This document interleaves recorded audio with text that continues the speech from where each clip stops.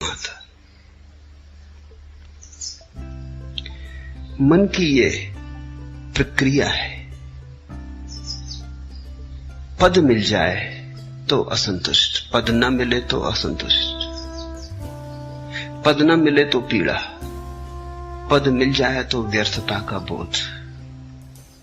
गरीब रोता अमीर नहीं, अमीर रोता कि अमीर हो गया, अब क्या करूं। जो भी तुम्हारे पास है वो पास होने के कारण ही तो कौड़ी का हो जाता है, और जो तुमसे बहुत दूर है, दूर होने के कारण ही उसका बुलावा मालूम होता है। मन के इस आधारभूत जाल को समझो, इसे पहचानो। ये ध्यान और भजन का ही सवाल नहीं है। भोजन करो तो मन में उपवास का रस उमगता है कि पता नहीं उपवास करने वाले न मालूम किस गहन शांति और आनंद को उपलब्ध हो रहे हो। उपवास करो तो भोजन की याद आती है। जीवन के प्रत्येक पल तुम ऐसा ही पाओगे। बाग में लगता नहीं, सहरा से घबराता है जी, अब कहां ले जाके बैठे ऐसे दीवाने को हम। बगीचे में बिठाओ तो लगता नहीं, मरुस्थल में ले जाओ तो घबराता है। बाग में लगता नहीं, सहरा से घबराता है जी, अब कहां ले जाके बैठे ऐसे दीवाने को हम। मन एक तरह का पागलपन है, एक तरह की विक्षिप्तता है। मन से मुक्त होना ही मुक्ति है, मन के पार होना ही स्वस्थ होना है। तो पहली तो बात, मन के इस स्वभाव को समझने की कोशिश करो। अक्सर लोग समझने की कम कोशिश करते हैं, छुटकारा पाने की ज्यादा कोशिश करते हैं, और छुटकारा बिना समझे कभी नहीं। तो तुम्हारी आकांक्षा यह होती कैसे झंझट मिटे, लेकिन बिना समझे झंझट मिटी ही नहीं। ना समझी में झंझट है, तो तुम चाहते हो कैसे इस मन से छुटकारा हो, लेकिन पहले इसे पहचानो तो, इससे दोस्ती तो साधो, इससे परिचय तो बनाओ, इसके कोने कांतर तो खोजो, दिया तो जलाओ कि इसके सारे स्वभाव को तुम ठीक से देख लो। उस देखने में, उस दर्शन में, उस साक्षी भाव में ही तुम पाओगे विजय की यात्रा पूरी होने लगी। जिस दिन कोई मन को पूरा समझ लेता, उसी दिन मन विसर्जित हो जाता। जैसे सूरज के उगने पर ओसकण तिरोहित हो जाते, ऐसे ही बोध के जगने पर मन तिरोहित हो जाता। जैसे दिए के जलने पर अंधेरा नहीं पाया जाता, ऐसे समझ के, प्रज्ञा के दिए के जलने पर मन नहीं पाया जाता। तो मन से लड़ो मत। पहली बात, लड़ने का अर्थ ही ना समझिए। लड़के कभी कोई जीता? तुमने यही सुना है कि जो लड़े वो जीते। मैं तुमसे कहता हूं, लड़के कोई कभी जीता? समझ के जीत होती। लड़ने वाले तो ना समझे। लड़ोगे किससे?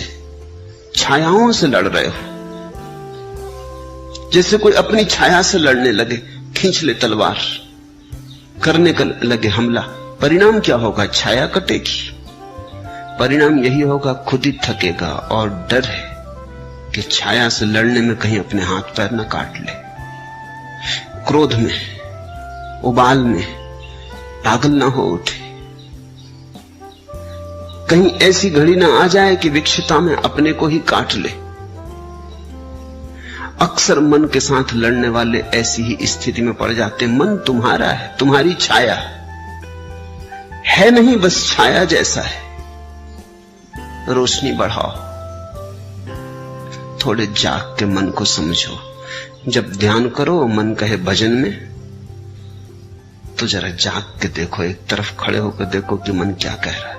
जब भजन करो और मन कहे ध्यान लगाओ, तब जाग के देखो कि मन क्या कह रहा है। इसकी चालबाजियां पहचानो, इसकी कूटनीति पहचानो। मन बड़ा राजनीतिज्ञ है, ये तुम्हें भटकाए रहता है, ये तुम्हें चलाए रहता है। और तुमने ध्यान करके भी देख लिया, वहां भी नहीं लगा, और तुमने भजन करके भी देख लिया, वहां भी नहीं लगा। तो अब ये तो समझो कि मन कहीं लगेगा ही नहीं। मन का लगना धर्म नहीं, ना लगना मन की आदत है। कहीं लगता नहीं, जो नहीं लगता वही मन है। तो अब जब मन तुमसे कहे कि ध्यान करो, क्या भजन में पड़े हो, तो जाग के देखना कि ये फिर वही मन जो कहीं नहीं लगता, भजन में भी नहीं लगा था। तब इसने कहा था ध्यान करो, अब कहता है भजन करो। पहले कहा संसार में उलझे रहो, फिर कहा सन्यास ले लो। अब सन्यास में भी नहीं लगता, कहता है संसार में लौट चलो। इस मन को जरा देखना, कुछ करने की बात नहीं है, सिर्फ शांत भाव से देखना। तुम्हारे देखने में ही तुम पाओगे मन गिरने लगा, तुम पर उसकी पकड़ जाने लगी, तुम पर पकड़ छूट जाए, तुम थोड़े शिथिल हो जाओ मन के पास से, तुम थोड़े बाहर सरकने लगो। न तो ध्यान से घटती है बात, न भजन से घटती है, समझ से। इसलिए समस्त धर्मों का सार है जागरूकता। प्रश्नकर्ता पूछता है एकाग्रता नहीं बनती, एकाग्रता की खोज ही गलत है, जागरूकता खोजो। एकाग्रता की खोज तो फिर मन के ही सिक्कों में फंसे। ये मन ही है जो कहता है एकाग्र बनो, ये तुम्हें असंभव चीजें करने को देता है, फिर वो नहीं होती तो तुम हारे थके परेशान हो जाते हो। एकाग्रता की कोई जरूरत ही नहीं है। थोड़ा जीवन की गणित की व्यवस्था के सूत्र समझने चाहिए। पहला सूत्र, जब भी मन नहीं होता तब तुम एकाग्र होते हो। कभी अपने काम में पूरे संलग्न, चाहे बुहारी लगा रहे हो घर में, लेकिन पूरे संलग्न, अचानक तुम पाते हो मन नहीं है। संगीत सुनते संलग्न, मन नहीं है। चित्र बनाते,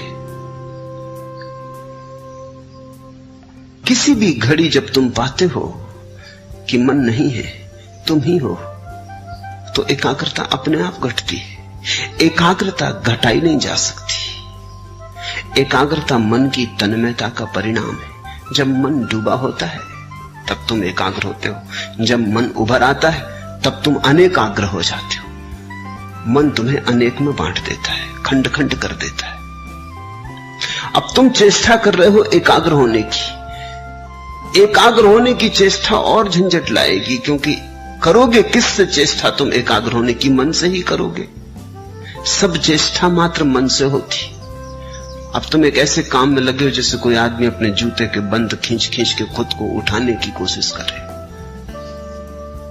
खुद को कैसे उठाओगे? जूते के बंद खींच के थोड़े बहुत उछल कूद लो, फिर बार बार जमीन पर पड़ जाओगे। ये असंभव चेष्टा है। मन कभी एकाग्र नहीं होता। जब एकाग्रता होती तो मन नहीं होता। तो तुम मन के द्वारा एकाग्र होने की चेष्टा ही छोड़ो। तुम तो छोटे छोटे कामों में रस लो। रस का परिणाम है एकाग्रता।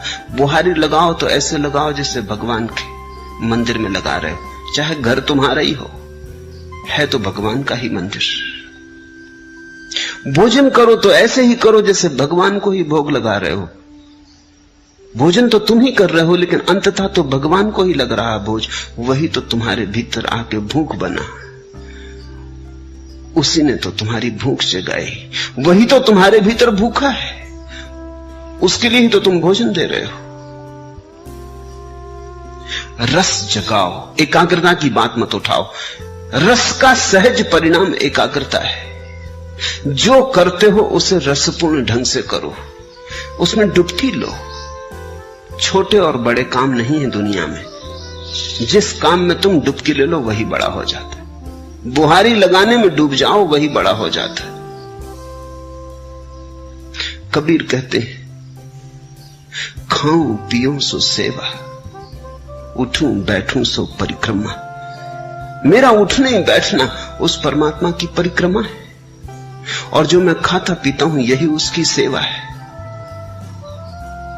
रस, मेरे देखे अधिक लोगों के जीवन का कष्ट यही है कि वो जीवन में कहीं भी रस नहीं ले रहे हैं।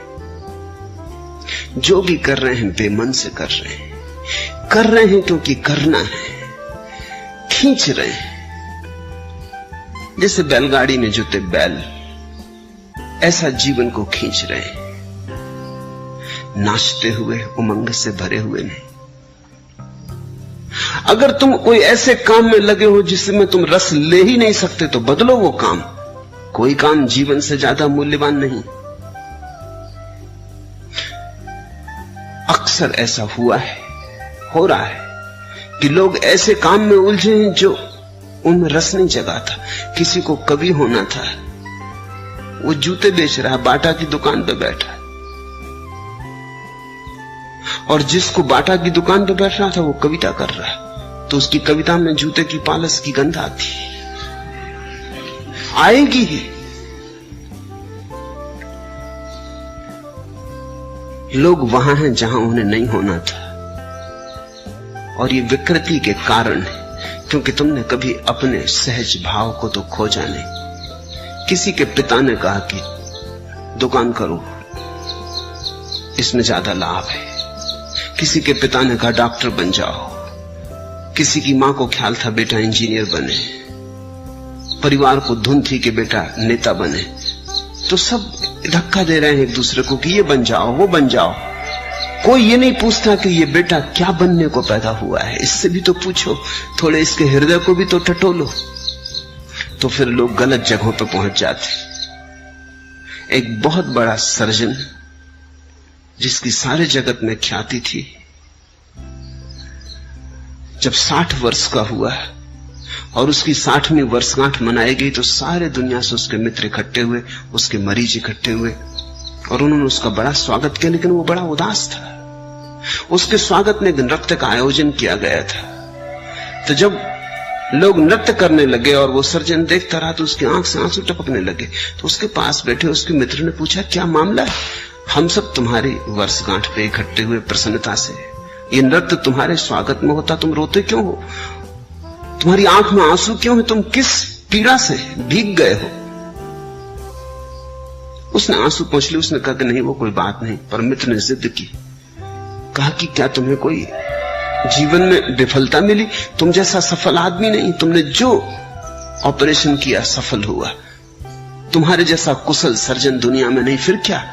लेकिन उसने कहा, मैं कभी सर्जन होना ही नहीं चाहता था। मेरा दिल तो एक नर्तक होने का था। आज नाच को देख के मैं रो उठा। मैं छोटा मोटा नर्तक होता, कोई मुझे ना जानता तो भी मेरी तृप्ति होती। आज मैं दुनिया का सबसे बड़ा सर्जन, लेकिन मेरी कोई तृप्ति नहीं। मेरी नियत ही मुझे न मिली। तो आज भी जब मैं किसी को नाचते देखता हूं तो बस मुझे याद हो आती। तुम अपनी जिंदगी को गौर से देखो। पहली तो बात, जो कर रहे हो उसमें रस लेने की कोशिश करो। हो सकता है तुमने रस का अभ्यास नहीं किया। तुम्हें किसी ने सिखाया ही नहीं कि रस का अभ्यास कैसे करना। रस के अभ्यास का पहला सिद्धांत है कि जो भी कर रहे हो इसका परिणाम मूल्यवान नहीं है। तुम्हें यही सिखाया गया कि परिणाम मूल्यवान है। तुम करते हो इससे 10 रुपए मिलेंगे कि 1000 रुपए की लाख रुपए मिलेंगे। लाख रुपए में मूल्य है, परिणाम में मूल्य है। रस का सिद्धांत है जो तुम कर रहे हो वो अपने आप में मूल्य है, अंतर्निहित है मूल्य। 1000 मिलेंगे 10,000 मिलेंगे वो बात गौण है। करने में जो डुबकी लगेगी वही बात महत्वपूर्ण है। अगर डूब गए तो मिल गए करोड़ों, अगर न डूबे और करोड़ों भी मिले तो कुछ भी न मिला। वो समय व्यर्थ गया जो बिना डूबे गया। वो दिन व्यर्थ ही बीते जो बिना डूबे बीते। जब रस धारणा बही तो तुम जिए न जिए बराबर। रस विमुग्धता में ही जीवन है। तो पहली तो बात, जो कर रहे हो, तुमसे नहीं कहता कि जल्दी बदलने में लग जाना, क्योंकि हो सकता है तुम अपना काम भी बदल लो और रस ना आए, क्योंकि रस आने की तुम्हारी आदत ही ना रही हो। तुमने रस बनाने की बात ही ना बनाई हो। तो पहले तो जो कर रहे हो उसमें रस लेने की कोशिश करना। 100 में 50 मौके तो ऐसे हैं कि तुम उसी में रस ले पाओगे। रस लेते ही एकाग्रता हो जाएगी। देखा, स्कूल में छोटे बच्चे पढ़ते, बाहर चिड़िया गुनगुनाने लगी गीत, बच्चा एकटक होकर सुनने लगता है। शिक्षक डंडा पीटता है टेबल पर कि यहां ध्यान दो, एकाग्रता करो। एकाग्रता बच्चा कर ही रहा है, मगर शिक्षक पे नहीं कर रहा, ये बात सच है। ये ब्लैक बोर्ड पे नहीं कर रहा, ब्लैक बोर्ड पे लिखे अक्षरों पे नहीं कर रहा। लड़का तो एकाग्रता कर ही रहा है, एकाग्रता तो हो ही रही। वो जो चिड़िया गीत गा रही वो उसे सुन रहा है। शिक्षक कहता है एकाग्रता करो, मन को ऐसा विचलित मत करो। बात बिल्कुल गलत कह रहा है शिक्षक। शिक्षक उसके मन को विचलित करने की कोशिश कर रहा है। वो एकाग्र है। अगर कोई बाधा ना दे तो ये सारा संसार थोड़ी देर के लिए मिट जाएगा। वो चिड़िया की गुनगुनाहट होगी, उसका गीत होगा, इस बच्चे की भावदशा होगी। और ये एक बात सीख लेगा रस की। रस चूंकि उसे चिड़िया के गीत में आ रहा है, इसलिए एकाग्र हो गया है। उसी कक्षा में ऐसे बच्चे भी होंगे जिन्हें रस गणित के सवाल में आ रहा है, वो वहां एकाग्र हो गए। हमें लोगों को एकाग्रता नहीं सिखानी चाहिए, उनका रस देखकर उन्हें दिशा देनी चाहिए। जो बच्चा गणित को सुन के एकाग्र हो गया, बाहर भौंकते कुत्ते, लड़ती बिल्लियां, गीत गाती चिड़ियां, रास्ते पे बैठे मदारी की बीन कुछ नहीं सुनाई पड़ती, ये बच्चा आइंस्टीन होने को पैदा हुआ है। इसकी एकाग्रता ही खबर देती है। अब इस बच्चे से तुम कहो कि चिड़ियां गीत गा रही उन पे एकाग्रता करो, ये ना कर पाएगा, ये संभव नहीं होगा। हमें देखना चाहिए कि कहां हमारी एकाग्रता है, वहीं हमारा जीवन है। मगर आज अचानक जीवन बदलने का तुम्हारे हाथ में उपाय नहीं। आज तो पहचानने का भी उपाय नहीं कि कहां तुम्हारी एकाग्रता होती। तुम तो भूल ही गए, तुम्हारे जीवन की सारी व्यवस्था उल्टी सीधी हो गई है। दूसरों ने तुम्हें चला दिया, दूसरों ने तुम्हें मार्ग दे दिया, दूसरों ने तुम्हें दिशा और आदर्श दे दिए, तुम्हें पूरी तरह भरमा दिया है। पहले तो जो काम कर रहे हो उसमें रस लेने की आकांक्षा जगाओ। जो काम कर रहे हो उसे इतने भाव से करो, इतनी मगनता से करो कि उससे अतिरिक्त ऊर्जा बचे ही नहीं विघ्न बाधा डालने को। एकाग्रता का और क्या अर्थ होता है? एकाग्रता कोई जबरदस्ती थोड़ी, एकाग्रता बड़ी स्वाभाविक घटना है। अब तुम यहां मुझे सुन रहे हो, जिनको मेरी बात में रस आ रहा है वो एकाग्र है। एकाग्रता कर थोड़ी रहे हो, एकाग्रता हो रही है, इसे समझने की कोशिश करो। तुम्हारे करने की थोड़ी बात है। तुम थोड़ी के बैठे हो सब मांसपेशियों को खींच के और आंखें मुझ पर गड़ा के और चेष्टा कर रहे हो कि एकाग्रता। ऐसी एकाग्रता करोगे तो तुम सुन ही ना पाओगे जो मैं कह रहा हूं। एकाग्रता सहज है, तुम्हें रस आ रहा है, उसी रस कारण तुम चल आए हो, उसी रस के कारण तुम रोज चलते आए हो, वही रस तुम्हें लाता रहा है। रस है तो एकाग्रता है, तो तुम रस को जगाओ, एकाग्रता की बात ही छोड़ दो। अगर रस जगे ही ना तो फिर समझो, फिर हिम्मत करो, साहस करो, बदलो उस व्यवस्था को जिसमें रस नहीं जगता। हो सकती वो व्यवस्था तुम्हारे लिए नहीं। तो दरिद्र हो जाना बेहतर है समृद्ध होने की बजाय। सड़क का भिखारी हो जाना बेहतर है सम्राट होने की बजाय, अगर रस आ जाए। क्योंकि रस ही सम्राट बनाता है। तो कभी कभी तुम किसी भिखारी के चेहरे पर ऐसी आभा देखोगे जो सम्राटों के चेहरों पर नहीं दिखती। रस विमुग्ध है, वो अपने काम में लीन है। रथचाइल्ड ने अपनी आत्मकथा में लिखा है कि एक भिखारी आया, 5 बजे सुबह उसका दरवाजा खटखटाने लगा। वो बड़ा नाखुश हुआ। 5 बजे सुबह नींद से भरे उसको उठाया, वो बड़ा झल्लाता हुआ बाहर आया। ऐसे वो देना पसंद करता था, दान उसका रस था। लेकिन ये कोई वक्त है? तो उसने भिखारी को कहा, सुनो जी, ये कोई समय है? भिखारी ने कहा कि आप भी सुनो, आप बैंकिंग का धंधा करते हो, मैं कोई सलाह तो देता नहीं, ये हमारा धंधा है, इसमें हम सलाह किसी की मानते नहीं।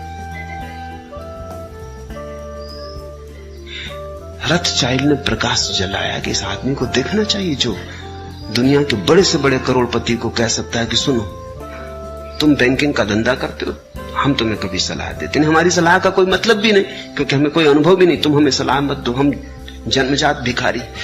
उस आदमी के चेहरे को देखा, वो बड़ा प्रसन्न आदमी था।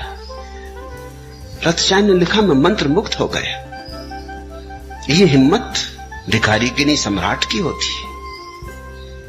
रथचाइल्ड को ऐसा कहना जिसके पास भीख मांगने आए कि चुप, सलाह मत देना, मेरे धंधे को मैं भली भांति जानता हूं। रथचाइल्ड ने उसे खूब दिया और कहा, मैं खुश हुआ इस बात से कि कोई आदमी अपने भिखमंगेपन की भी इतनी प्रतिष्ठा रखता है। कभी तुम्हें राह का भिखारी भी प्रसन्न मिल सकता है। प्रसन्नता का कोई संबंध इससे नहीं कि तुम्हारे पास क्या है। जो भी तुम्हारे पास है उसमें अगर रस है तो प्रसन्नता है। तुम अगर हाथ के भिक्षा पात्र को भी गीत गुनगुनाते हुए ढो रहे हो तो आनंद है, और तुम्हारे पीछे स्वर्ण रथ चल रहे हैं और तुम मुर्दा बुझे तो कुछ अर्थ नहीं है। एकाग्रता मत पूछो, यद्यपि तुम्हें यही सिखाया गया है स्कूल से लेकर विश्वविद्यालय तक, और तुम्हारे तथाकथित धर्म गुरु भी तुम्हें यही सिखाते हैं कि एकाग्रता। मैं तुमसे कहता हूं रसमग्नता, वो शब्द हटा दो, क्योंकि वो शब्द सीधा काम का ही नहीं है। एकाग्रता जरूर आती है मगर परिणाम की तरह आती। एकाग्रता साधन नहीं है। जहां रस लोगे वहीं घट जाती, रस के पीछे बंधी चली आती, रस की छाया है। तो तुम कहीं भी रस लो, अगर मंदिर में रस ना आता हो, फिक्र छोड़ो, फिर मंदिर में परमात्मा तुम्हारे लिए नहीं घटेगा। जहां रस ही नहीं है वहां एकाग्रता नहीं होगी, एकाग्रता नहीं होगी, परमात्मा कहां होने वाला है। अगर तुम्हें बांसुरी के गीत में रस आता है तो वहीं तुम्हारा परमात्मा तुम्हें मिलेगा। अगर नर्तक की पायलों में तुम्हें रस आता है तो तुम्हारा परमात्मा वहीं नाचेगा। तुम्हारे परमात्मा की खोज तुम्हारे रस से ही तय होगी। रसो वैसा, उस परमात्मा का स्वभाव रस है। किसी शास्त्र ने कहा कि परमात्मा का स्वभाव एकाग्रता है। सच्चिदानंद वो रस की बात है। तुम्हें जहां आ जाए रस, जहां आ जाए आनंद, जहां उमंग उठे, जहां तुम खिल उठो, फिर वो कुछ भी हो, चाहे खेल हो, तो प्रार्थना बन गई। और ऐसे तुम बैठे बैठे प्रार्थना करते रहो, भजन करते रहो, ध्यान करते रहो, रस उमगे नहीं, मेघ मलार बजे नहीं, हृदय गुनगुनाए नहीं। ऐसे तुम करते चले जाओ जबरदस्ती, यंत्रवत। करनी चाहिए कर्तव्य बस। लोग कहते हैं इससे रस मिलेगा इसलिए कर रहे हैं, नहीं। जहां रस मिलता है वहीं परमात्मा आता है। इसलिए मैं तुमसे कहता हूं कि मेरे पास तुम्हें देने के लिए कोई अनुशासन नहीं है, क्योंकि अनुशासन कोई भी होगा पराया होगा, दूसरे का होगा। तुम्हें अपना अनुशासन खोजना पड़ेगा। प्रत्येक व्यक्ति को अपना मार्ग खोजना पड़ेगा। मैं इशारे देता हूं, उन इशारों से तुम अपना मार्ग समझने की कोशिश करो। कबीर ज्ञान को भी उपलब्ध हो गए तो भी कपड़ा बुनते रहे। जुलाहपन उन्होंने छोड़ा नहीं। किसी ने पूछा कि अब तो आप बंद करें, कभी सुना नहीं कि कोई बुद्ध पुरुष और कपड़े बुनता रहा और जुलाहा बना रहा और बाजार में कपड़े बेचने जाता रहा, अब तो छोड़ो। लेकिन कहते हैं, कबीर ने कहा, इसी कपड़े के बुनने ने तो मुझे परमात्मा से मिला है, इसे कैसे छोड़ दूं? ये मेरी प्रार्थना, ये मेरी पूजा, ये मेरी अर्चना। झीनी झीनी बीनेरी चदरिया, वो जुलाहे का गीत है, कोई और दूसरा तो गा भी नहीं सकता। बुद्ध कैसे गाएंगे? बुद्ध ने कभी चदरिया बीनी नहीं, उन्हें कुछ पता भी नहीं। महावीर कैसे गाएंगे?